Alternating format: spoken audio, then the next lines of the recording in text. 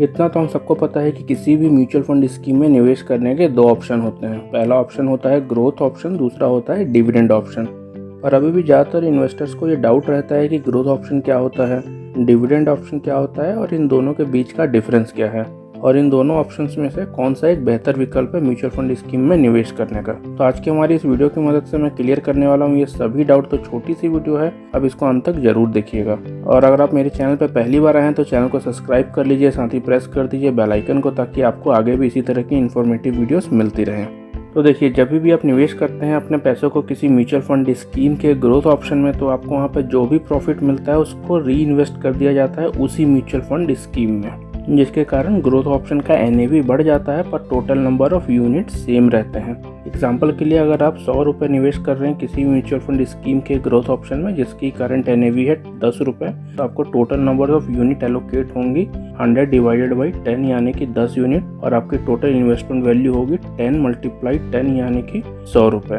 अब अज्यूम कर लेते हैं कि कुछ समय बाद उसी स्कीम के ग्रोथ ऑप्शन की NAV बढ़ के हो जाती है 20 रुपये, तो यहाँ पर आपके total number of unit same रहेगी और आपकी टोटल इन्वेस्टमेंट वैल्यू बढ़ के हो जाएगी 10 मल्टीप्लाई करंट NAV यानी कि 20 यानी कि 200 रुपये।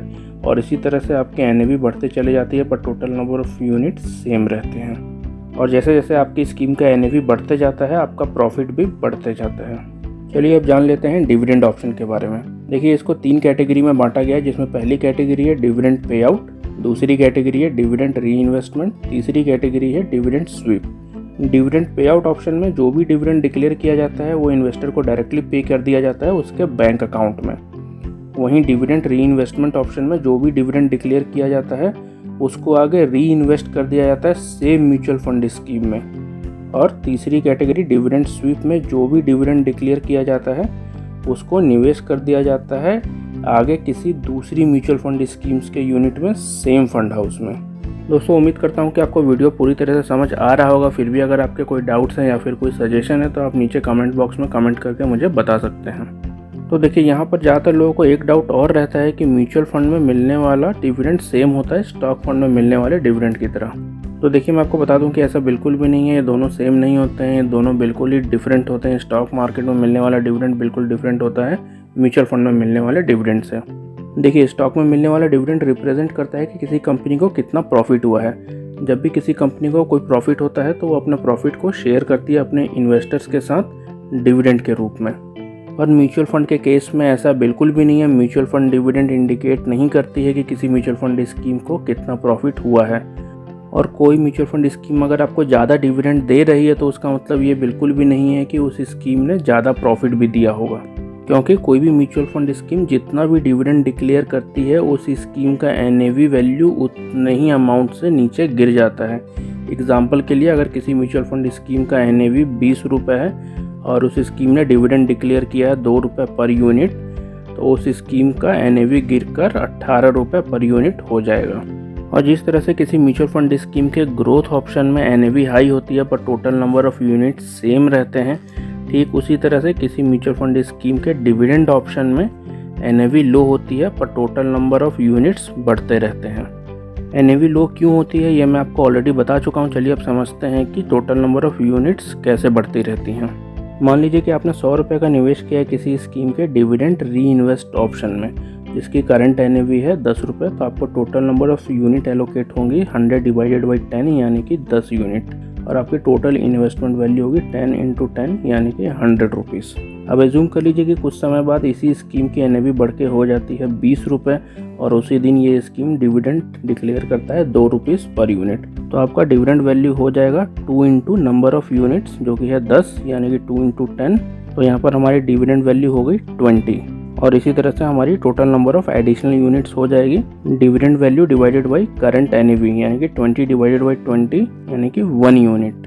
तो हमारे पास पहले यूनिट्स थी 10, एडिशनल यूनिट्स है 1, तो टोटल नंबर ऑफ यूनिट्स बढ़ के हो गए 10 + 1 यानी कि 11।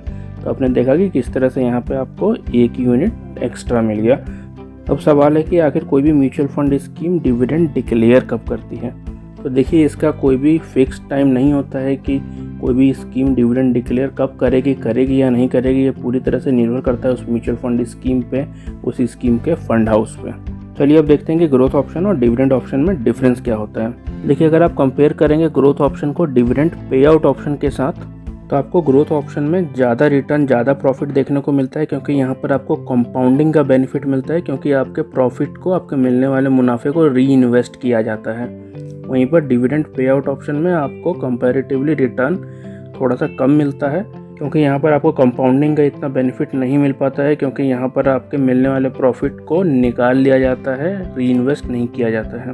और अगर हम कंपेयर करें ग्रोथ ऑप्शन और डिविडेंड री इन्वेस्टमेंट को, तो यहाँ पर आपको इक्वली प्रॉफिट मिलता है, क्योंकि दोनों ही केस में आपके मिलने वाले प्रॉफिट को आगे री इन्वेस्ट कर दिया जाता है सेम म्यूचुअल फंड स्कीम में। तो यहाँ पर अगर कोई डिफरेंस है तो वो सिर्फ टैक्सेशन का, टैक्स का डिफरेंस है। ग्रोथ ऑप्शन में आपको टैक्स देना होता है आपको अपने टैक्स ब्रैकेट के हिसाब से। अगर आप 10% ब्रैकेट में तो आपको 10% टैक्स देना होगा, 20% ब्रैकेट में है तो 20% टैक्स देना होगा। पर डिविडेंड री इन्वेस्टमेंट ऑप्शन में आपको डिविडेंड डिस्ट्रीब्यूशन टैक्स देना होता है, जो कि 28.84% होता है। तो अब समझ लीजिए कि ये ऑप्शन किसके लिए सही है। देखिए, अगर आप 10%, 20% के टैक्स ब्रैकेट में आते हैं तो डिविडेंड री इन्वेस्टमेंट में निवेश करना आपके लिए सही विकल्प बिल्कुल भी नहीं है, क्योंकि यहाँ पर आपको कंपैरेटिवली ज़्यादा टैक्स पे करना पड़ेगा। पर अगर आप हायर टैक्स स्लैब में फॉल करते हैं, अगर आप 30% टैक्स स्लैब में फॉल करते हैं, तो आप डिविडेंड री इन्वेस्टमेंट प्लान में निवेश करने का सोच सकते हैं, क्योंकि यहाँ पर आप अपने करंट टैक्स स्लैब से कंपैरेटिवली कम टैक्स पे करेंगे।